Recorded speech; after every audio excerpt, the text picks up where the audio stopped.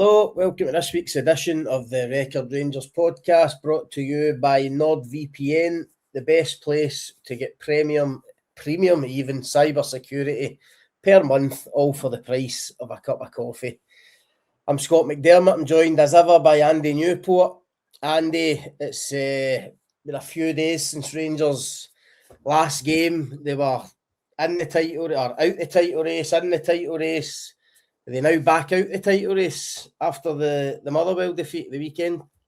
They are very much hanging on by a thread, I think, Scott. We all said that, there would be spills and twists and turns in these final 5 games. But I think, Rangers will be hoping for spills elsewhere. The fact that they're the first one to blink makes me think that they are now really drinking their last chance saloon at Tynecastle. They need to win both on Monday night at Tynecastle, and they need to win at Celtic Park. And even then, they're still needing favours elsewhere. So, of the 3 teams, they are now the ones the least likely to go all the way, I would say. I mean, we were there obviously on Sunday. I don't know about you, but when I left the stadium, no, just from a Rangers point of view, it's probably as kind of deflated as I felt that this season. No, after a game, but no, we were talking about the atmosphere pre-match. It felt like a day when Rangers were actually going to win a title. No, it was that raucous. I think the Rangers fans had maybe seen Celtic Park the day before for the Celtic Falkirk game.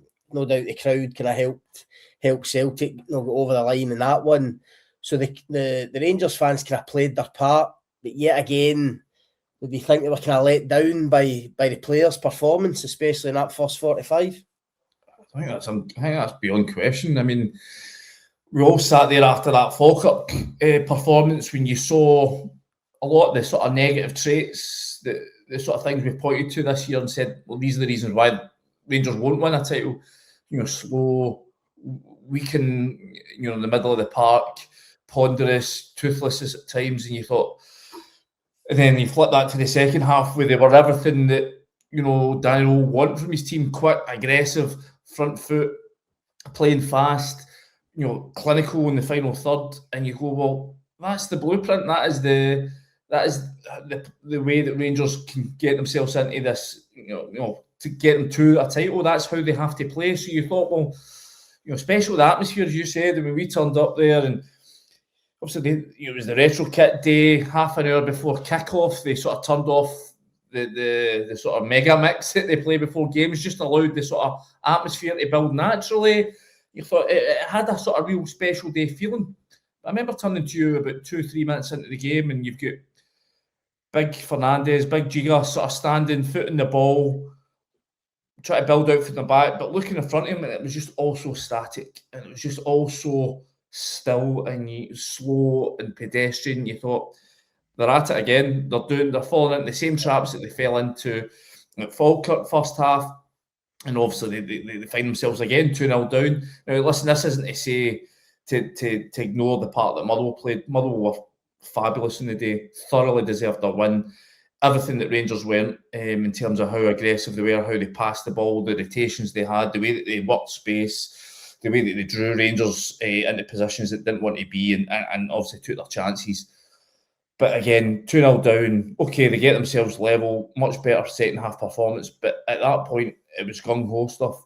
They were throwing bodies forward and they leave themselves open in the counter-attack, and obviously get that late goal to lose the game. And, a draw would have been bad, but a defeat was disastrous. And then when you throw in Hearts snatching a late win, then it was basically everything that could have went wrong on Sunday did go wrong. They now find themselves heading to Tynecastle on Monday, where a defeat will leave them 7 points adrift. And at that point, they're dead and buried. At that point, everything that Danny Rohl and his team have worked so hard to claw back over these last 5-6 months will have gone to waste. So, it was, I really can't get my head around why they again allow themselves to, I've called it, I wrote a piece of the week, this Jekyll and Hyde Gers, why they can't find a way to start games like they do second halves at time when they're chasing, why they can't, even with everything in their favour. You know, sun shining, fans, places packed out, atmospheres, you know, off the charts. You know, big tifo to get them inspired before the game. Keep believing. Just showed no sign of faith, no sign of trust in their own abilities to go and do it. They were just that sort of racked with doubt, and that's why I think obviously they're now in this position where any more slip-ups, well, in fact, they're now, they need 4 from 4, and even that might not be good enough. So, you know, I agree with you. It was for the Rangers supporter, they must have walked out there so deflated. In terms of the players, I totally agree with you. I mean, I've lost count of the amount of times I've accused Rangers teams in the last 4 or 5 years of a kind of unfathomable lack of urgency, and lack of intensity. It's as if when they get to that point, in a season where they need to go full throttle, they can't bring themselves to do it. I mean, and you're right. I mean, off the back of the Falkirk game where they score 6, they then get a 2-week break. They go to Marbella. Sunshine, warm weather, training camp, bonding session, whatever you want to call it.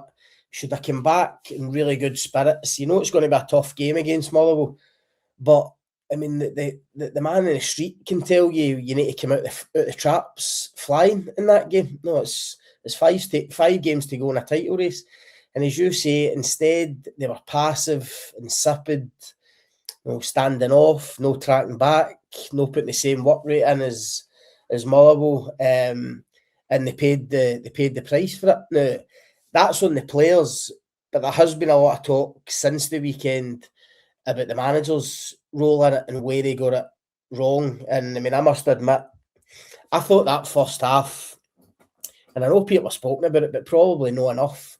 I heard Andy Halliday the other night on, and I know he's a Motherwell player, on one of the podcasts, saying it was a masterclass from Jens Bertolaskau, and I must admit, I thought it was. We were talking about it during the game, how like Masvanisi was playing it right out in the touchline. We were trying to kind of work out what they were doing because we expected him to be through the middle, but with him and Longello just staying wide, no centre forward, but just throwing bodies through the middle. Elijah just playing in that kind of false 9 position, getting into spaces and areas where Fernandez and Giga didn't want to go, and it took Rangers a long time to get a grip of it and work it out. But it actually took them to half time, because that's when Danny Rohl eventually made changes. So my question is, what do you make of the manager's role, and how much was he at fault? Should they have changed it sooner? What's your take on it? Listen, I think he's kind of hamstrung by fitness issues, obviously. Again, Jayden Magoma kind of gets targeted. The second goal comes down his side. It seemed that Elijah just any time he was sort of dropping in, picking the ball up, his first thought was to whip it out to Maswahisi in that sort of right-hand flank so he could run it Magoma. And Sparrow was coming for right back as well, wasn't he? Exactly. And then obviously Mikey Moore, we have to go with Danny Rohl saying in the build-up, even though he came off against Falkirk, he wasn't 100% fit. He hadn't trained much, even in that 2-week break, so he wasn't ready to go for 90 minutes. So I think in terms of the team, the starting 11, I think it was probably the right starting 11, going on the basis that it was the starting 11 that pretty much got him. It was the 11 that got him a result at Falkirk in the second half. I think Majowski had earned the right to start a game, but for me, Majowski is a kind of luxury player that we've seen this season. He's not going to be somebody who's going to involve himself in general run of play. You only have him there if you're going to create chances. But I think everyone went in thinking that Rangers are going to go gung-ho here. They're going to go for the jugular for the off. Therefore, you want a penalty box poacher. You want a number 9, a proper number 9 in there.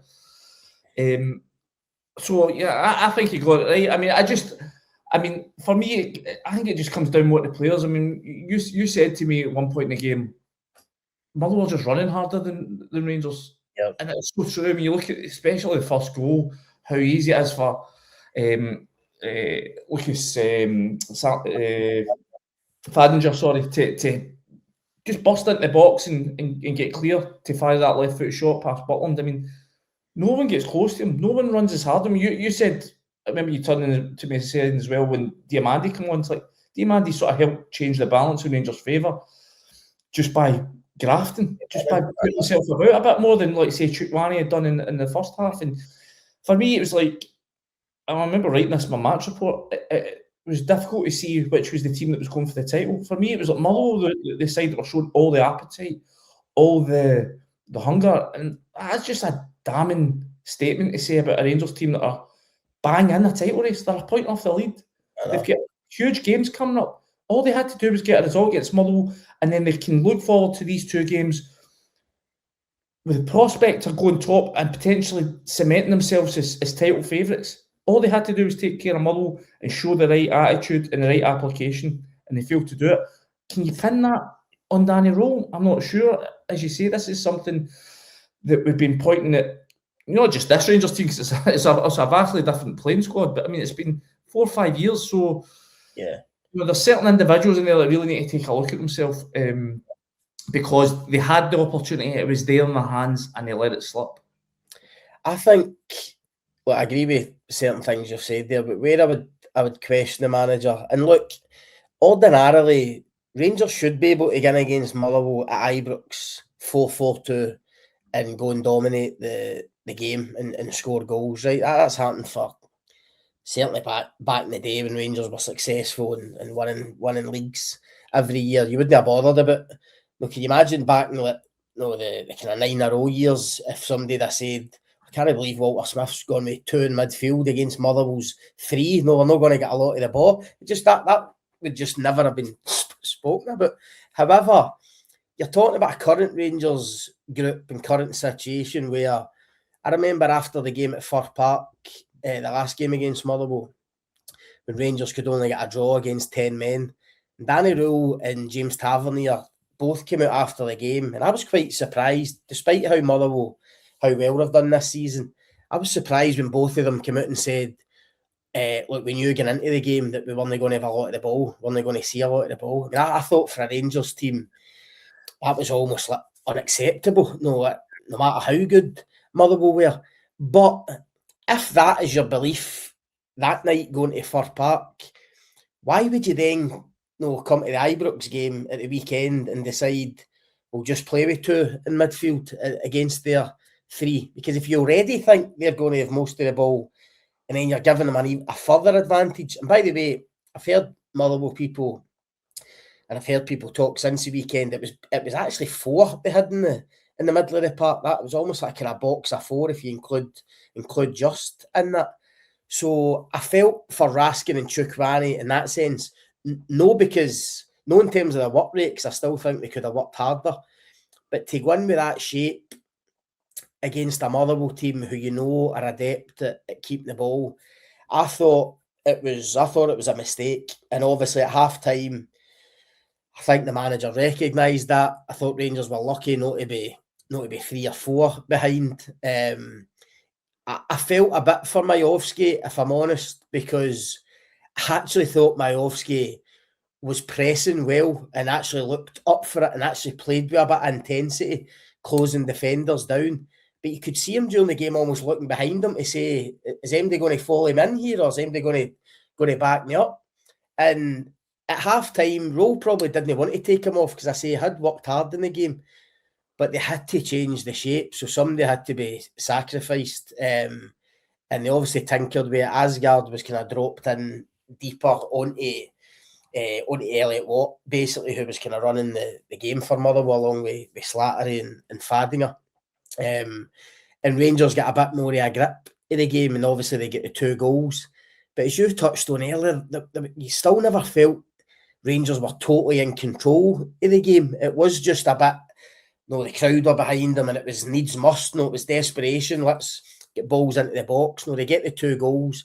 But even then you felt they were susceptible, they were vulnerable. And I just didn't think they deserved anything for the game. I thought they paid the price for a really poor first half performance. And as you say, it now leaves them an absolute mountain to climb. I'm just saying that, Scott, is just finally, you're talking about the pressing there. I mean, like, I was at Tynecastle last week when Hearts beat Motherwell, and I thought Derek McInnes did a really bold thing in front of his own fans, which is not easy because, Tynecastle is a bit like Ibrox in the way that, the fans can make demands of their team.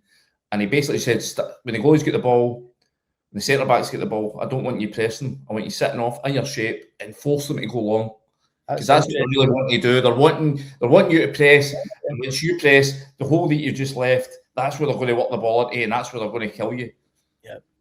Rangers, obviously, I think that's a difficult thing to do at Ibrox. I think Ibrox would go bananas if you're sitting there going, right, Callum Ward, you stand in the ball for 10 seconds before launching up the park. I think that's I don't think Danny Rohl could get away with that at Ibrox, but I just thought that showed a way that you can take on Motherwell if you just refuse to sort of fall for the traps that they set. But I think that's a harder thing to do at Ibrox. But then again, you're maybe calling for bravery. You're calling for a brave coach at this moment in time. So maybe you have to just block it. And maybe he has to tell the players before the game, ignore what the punters are saying. You have to block it because we know that Ibrox can be uplifting, but we've seen it this season. It can be toxic at times, and it can. These players, they wilted at the start of the season. They struggled under that pressure. Was Sunday another example of that just when the fans, within, I think I recorded it was 7 minutes before the first groan came from the punters, and it's so easy it's so fascinating how quickly that first sign of negativity in the stands transfers into the team. And I think this team, when we look back at it, that'll be the thing that really has hurt it this season, is their inability just to block out the emotion of the crowd. I think we've seen it time and time again. I think you've seen that again this Sunday. I tell you another thing, Andy, Chris Boyd mentioned this the other day. I don't know if you agree. I hadn't really thought about it until we spoke to him. But I agree with him. See, when it gets to 90 minutes in the game and it's 2-2, I think there comes a point where you need to say, I'm not saying you don't go for the winner, of course you do. You're at home, you're trying to win the game in a title race. But see, as a player, and probably as a manager, but it's easier as a player when you're actually on the pitch, you need to make sure you don't lose another goal. You need to make sure you're secure enough at the back, because the margins are so fine here in terms of this league. A 2-2, of course, Rangers dropping 2 points at home, wouldn't have been ideal for the supporters or the players or the manager or whatever. It's not what they'd have wanted getting into the split. But I tell you what, a point would have been a lot better than 0. And it would have meant going to Tynecastle 3 points behind and knowing a win, you could still basically go above Hearts because you're, if you're the superior goal difference. Instead, that winning goal, as you mentioned right at the top of the show, that means you're needing snookers now, even if you go there and win. And that I think, as a player, that's almost deflating. No, just that. You don't think Rohl had that in mind when he brought in Connor Barron sort of 2 minutes for the end? I mean, potentially.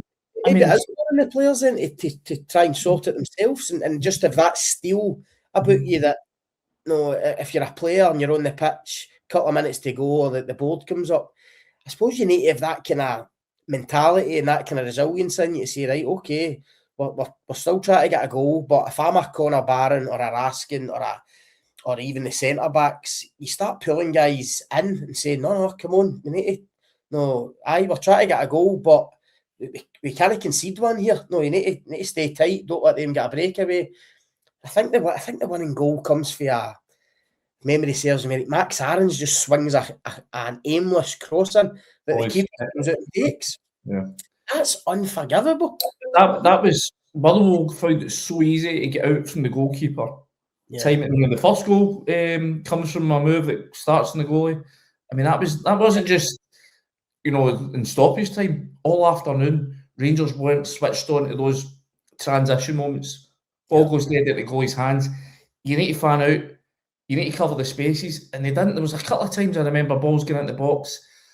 I'm trying to think who it was. I think it was Migoma in the first half. Swings a corner in, gets cleared, and I see his head sort of trudge down, and he's just sort of trudging back. Meanwhile, Motherwell went the length of the park, and it's like Rangers just. I think that's, again, we've seen it. It's certainly I think an accusation you can point at the likes of Raskin in midfield. They just don't have that natural sense of danger. And again, that's the sort of thing that cost him. You saw just how, the first goal, Sterling's more concerned about getting over to stop the cross than watching the guy running off his shoulder. I mean, these are the things that have cost Rangers time and time again this season. See, just talking about goalies quickly, and look, I'm a big fan of Jack Butland. I think he's been a cracking signing for Rangers overall. Getting him a free transfer. I think it was Michael Beale that signed him. But I thought his kicking was poor at the weekend, really poor. I don't think it helped Rangers kind of play out for the back when they were trying to do it. I thought he probably suspect for the first goal, should have saved it. Ball seemed to kind of go under him. It feels like in the last few weeks he's not really been making big saves that you need your keeper to be making in a title running. But more so in terms of the kind of footwork stuff. Do you think in the summer that's something Rangers will look at? They've obviously been linked with Pierce Charles at Sheffield Wednesday, who is, if you listen to him that played with him, he's as good an outfield player, I think, as he is a goalkeeper. Listening to Josh Windass saying he could play for Barcelona or Juventus. I spoke to Gareth McCauley the other week, who's Northern Ireland's under-19s manager, who's worked with him. He says this guy's in a different planet when it comes to playing out for the back as a keeper. Do you think Danny Rohl will look to make that kind of change in the summer? What do you think? I mean, it's interesting just what you're saying there about he didn't help the team. I'm talking about the sort of negativity that crept in. His kicking sort of, the fact he's put the ball out of play 3-4 times in that first half, I think that's one of the things that, again, just adds to the frustration, adds to the growing angst about the place. And then I thought it was really poor for the first goal. I think he just doesn't move his feet. He sort of falls over the strike as it goes past him. And I think we're going to come on to it in a bit in terms of picking our team lineups for Tynecastle. I did sort of swivel on this. I thought, just maybe try to come up with a talking point. Should I drop the goalie? Should I bring in Liam Kelly? That's a big call. A big call. I mean, I've stuck. I'll give you a wee teaser. I've stuck with it. I've stuck with Butland on the basis that I think he has these tendencies to have weeks where he's not at top form, and then he'll produce a big performance. And I think Rangers will need a big.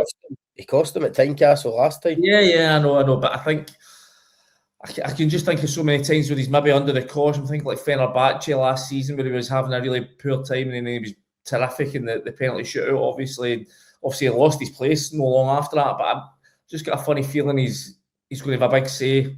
It might be for the worst, but I've got a funny feeling he's going to have a big say on Monday. But yeah, I agree with you. I think there's been enough moments to suggest that he's not trending the way that you'd want him to. I mean, we all remember that first season. It was fabulous. And I remember sitting around about this time, actually, because we've just done the PFA Player of the Year nomination press conference this week. Obviously, only Mikey Moore was only Rangers representative. I remember a couple of years ago back and sitting down with Jack Butland, and we were talking about England call-ups, European for the Euros, and the fact that if he carried on as he was, and I don't think it was a stretch to say that if he'd carried on in that vein he was in his first season, he was trending to be up there alongside a McGregor, a Woods, a Gorham. Had he, if he'd kept those performances up over the space of 3 or 4 years, but obviously last season got to sort of Christmas time and sort of dropped off a cliff. So many poor mistakes. Listen, undoubtedly he's been better this year, but there's been moments where he's been shaky, and I think a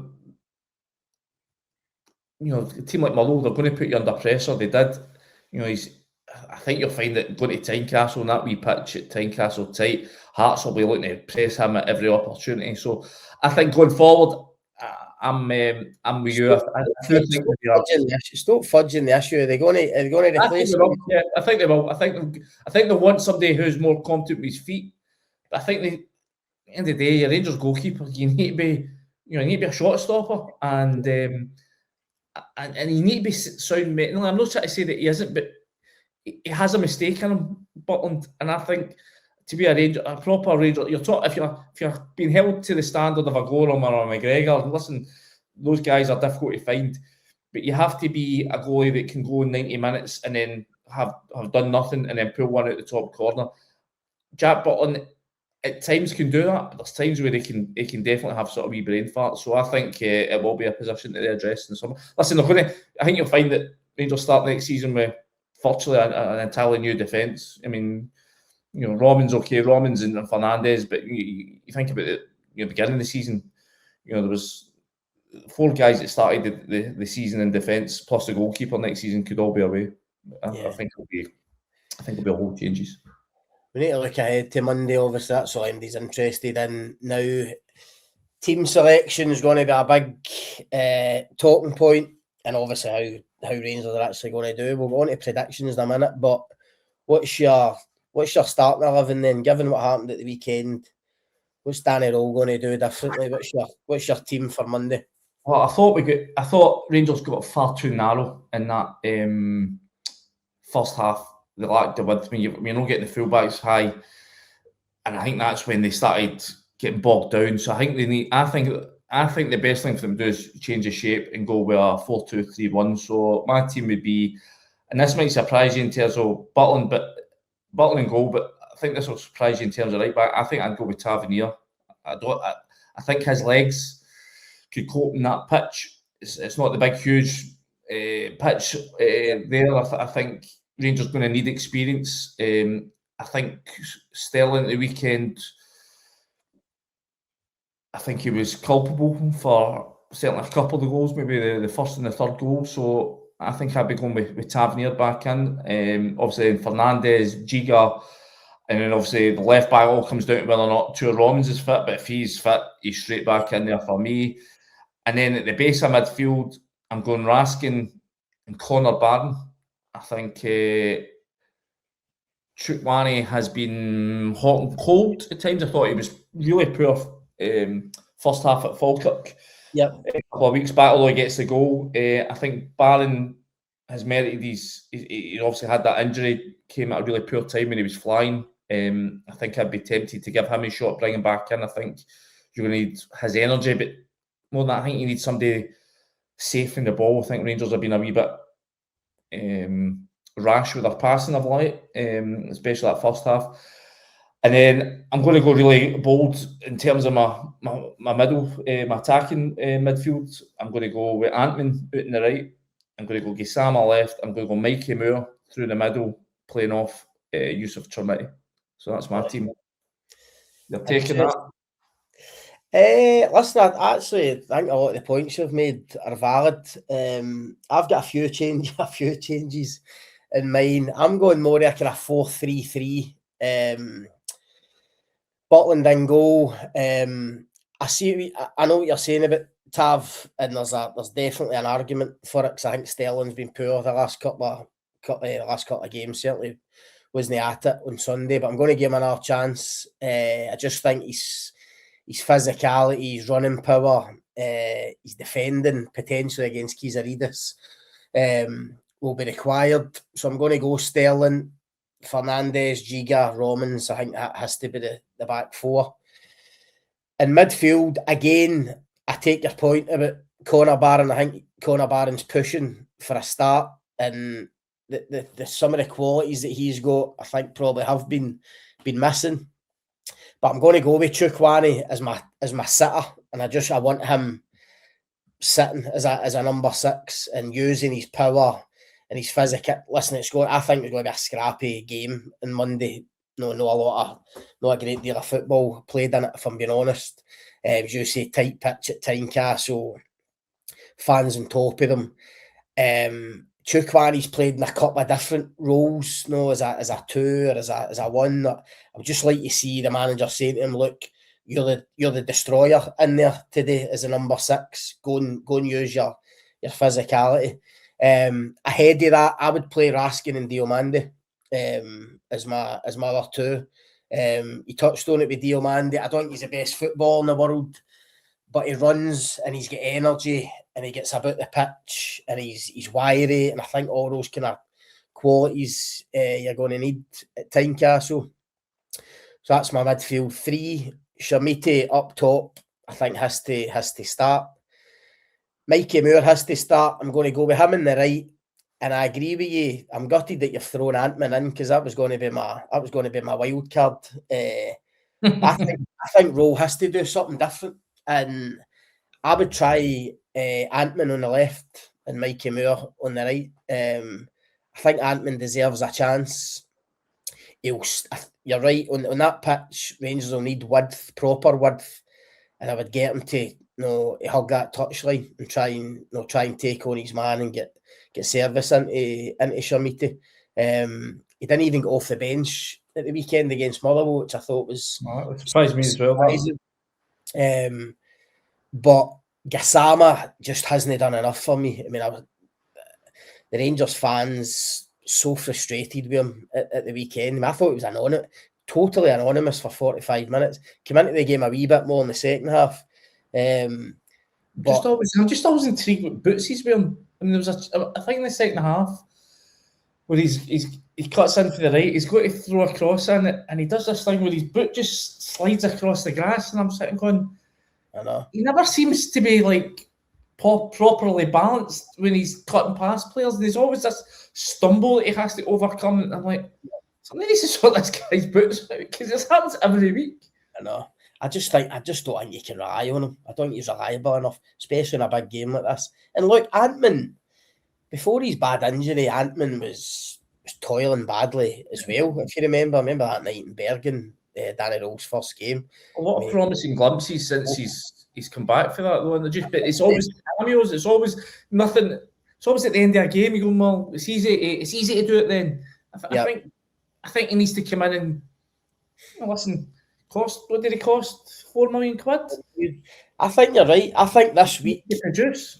I think Danny Rohl has to do something different in this game. No, the weekend wasn't good enough. No matter what he says about the second half performance, it wasn't good enough. This is a must-win game. I mean that's simple for everybody to see and understand. So there's no getting away from that. So I think it has to do something different. Has to pull a rabbit out the hat. And Ant-Man might not be it, but you're looking at the options. Skov Olsen's not an option. As I say, Gassama's not been good enough. The two strikers, I don't think you can go with that at Tynecastle. Or maybe you can, because Hearts are a totally different team to Motherwell. So you might go with the two strikers again. But as I say, in terms of just a wild card, a kind of joker, I would try something different, and that's probably Ant-Man. And as you say, the wee cameos that he's had, I think he's looked quite good on the left-hand side. No, kind of cutting in. He can go both ways, obviously, but I think with him and Mikey Moore wide and just being a bit more secure in the middle of the park, a bit tighter, I would probably go with that three. But it's going to be a really difficult game. Let me ask you this, Scott. I've seen plenty of. I mean, you were asking about Rohl and was he at fault for, or how much of the blame did he have to take for the Motherwell result? I've seen again. We seem to get this every few months when Rangers have a bad result. The fingers start getting pointed at the manager. And is he really the guy? Is he really the guy that's going to get Rangers back to where they want to be? Is there an argument to be made at all that if Rangers don't win the league, as it now looks unlikely, that they might consider a change of coach in the summer, or do they have to stick with him? For me, I mean, I'm only asking this because I've seen the topic sort of raised online quite a lot over the last few days. For me, I think they have to stick by him. I think Roscoe Martin it was clear that was a totally wrong appointment. It was the wrong call at the wrong time for the wrong team, for the wrong supporter base. And I think the Rangers board, the Americans, they could have done it, probably should have done it a month sooner, but I think they deserve credit for nipping it in the bud sooner rather than later. But I think in terms of Danny Rohl, again, this sort of rinse and repeat thing of just binning managers off, they have to break this cycle. So for me, even if they don't win the league this year, they have to stick by him. They have to. I mean, everyone I spoke to at Sheffield Wednesday said his first season was a sort of needs must campaign, battle through it, and you can kind of see signs of that with this team. He's inherited a squad that was basically broken when he came in. He's had to do a wee bit of running repairs to it in January, and just about dragged them to the finish line. Okay, looks like they might fall short now. But when he was at Sheffield Wednesday, once he got his own players in, once he got a pre-season, that's when you saw the real flourishes. And a few guys I've spoken to said, they were 2 or 3 signings away from being playoff material. When you think about the chaos that was going on at Sheffield Wednesday at that time, the chaotic ownership they were working under at that point, for them to get anywhere near the playoffs was a minor miracle. So for me, I'm expecting a lot more for Danny Rohl's Rangers next season. So that's why I think they have to stick with him. But more importantly, I think they have to break that cycle of, hiring fired.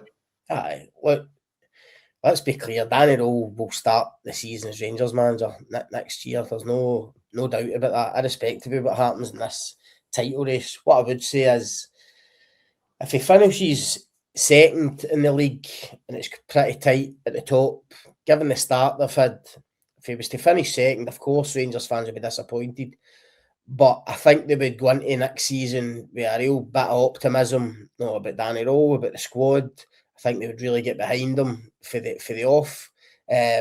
Still need to do the business obviously, but I think he would get that kind of backing.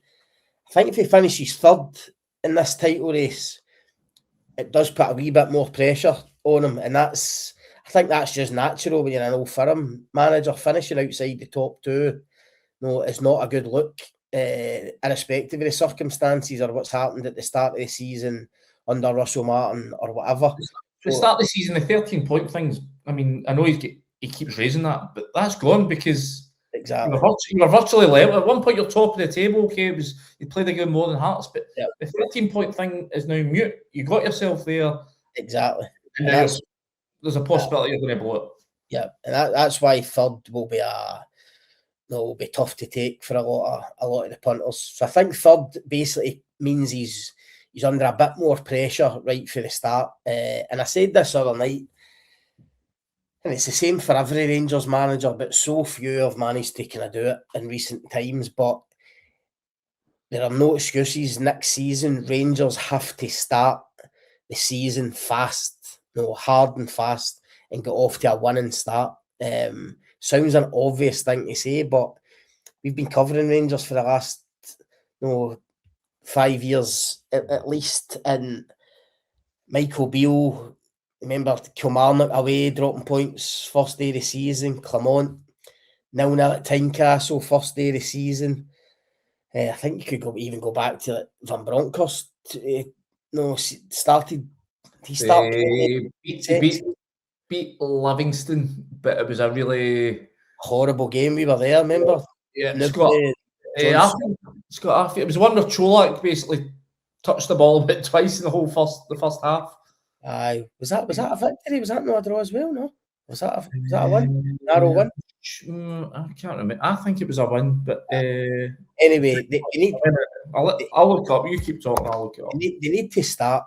They need to start the season fast. I mean, as I say, there are no excuses. I do think.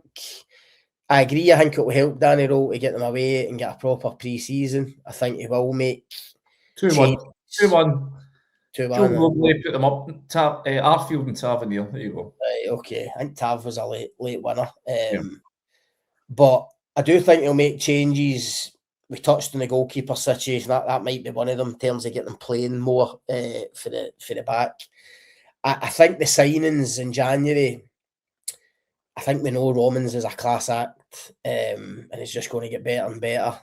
Chukwani and Nadiri have still got a bit to prove, but again, I think they will be better for this initial spell in the Scottish Premiership, and also getting a pre-season away with the manager and coming back. So I don't think there are any excuses next year. So to answer your question, of course, Danny Rohl will be the manager of Rangers at the start of next season. I agree that they need to get out of this habit, this cycle of sacking managers. He's shown that he's got a bit about him, still plenty to prove. But no, it's a non-negotiable getting off to a flying start at the start of next season.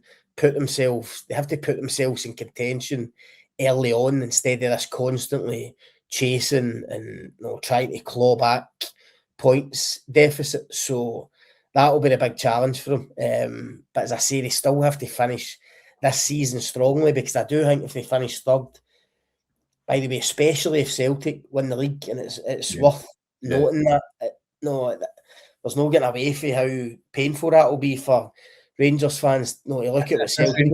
If this Rangers team can't beat that Celtic team, then I think that makes, because there's no doubt. I mean, Rangers have been poor this season, but I think Celtic have been. Well, undoubtedly, it's been the weakest Celtic team in for a long time, and for Rangers not to be able to get ahead of them would really sting.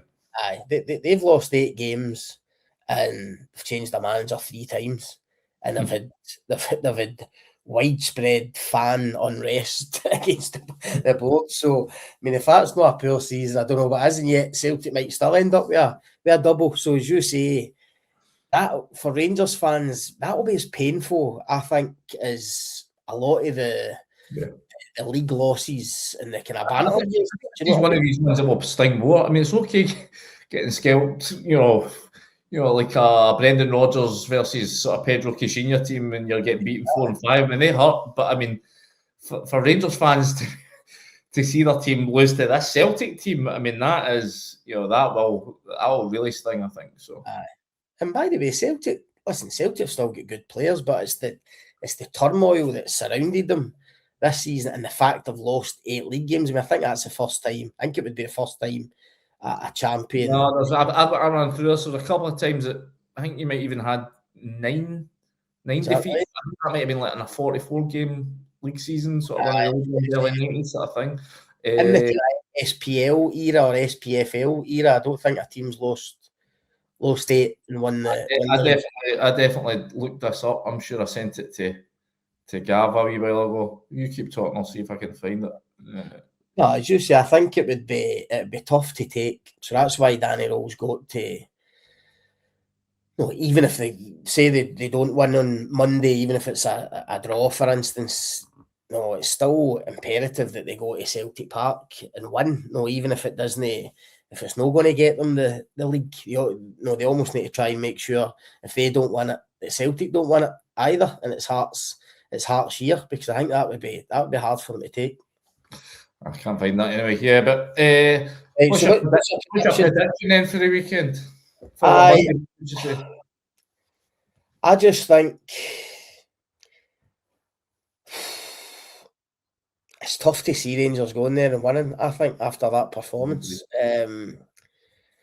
So, what I think, if I'm being really honest, I think the title's probably gone now for Rangers after the Motherwell game.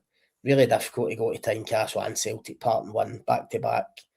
So I'm going to go for a one each draw, I think, at Tynecastle and Monday, which will definitely suit Hearts a lot more than it'll suit Rangers, put it that way.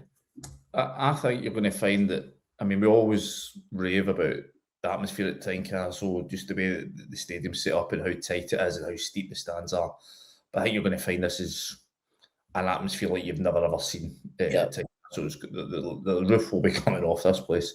And I just think there's a wee bit of destiny building for Hearts. I thought Sunday was a potential slip up, all the pressure. I mean, you might say it's easy playing against 9 men, but all the pressure, the fact that the clock was ticking down and Hibs were still clinging on, they're winning. They find a way to win. You think back to those games around about sort of January time, and they found a way to win. The Craig Gordon save away to Dundee, and I just think, even just the last couple of weeks, Andy, but without taking anything away from them, the wee bits of luck like that, the Salinger handball outside the box. I mean, when do you ever get it? Yeah. So rare. I would go back. I know you kind of disagreed with me, but even the Stephen Welsh from Cabore, the kick in the head and the box, again, so unusual. To get that 90th minute, that was 90th minute that happened. So, just wee bits of luck going for them. Finding ways, whether it be luck or just sheer grit, they're finding ways to win. Listen, I just got a feeling that something's brewing under Derek McInnes there. And listen, it'll be great to see. I'm only Celtic fans will disagree, Rangers fans will feel gutted, but for Scottish football, it would be. I don't want to sound like Andy Murray or Josh Taylor, but I think it would be great for Scottish football. But I think you're right. Anyway, folks, that's us for another week. So thanks again to our sponsors, NordVPN. You'll be able to listen to this episode and others on YouTube, Apple Podcast app and Spotify. So please like and review, as that will help us spread the podcast far and wide. And obviously you can keep up to date with all the latest news coming out of Rangers at dailyrecord.co.uk and in the paper. Andy, thanks a lot. Thanks to you for tuning in, and we'll see you next time.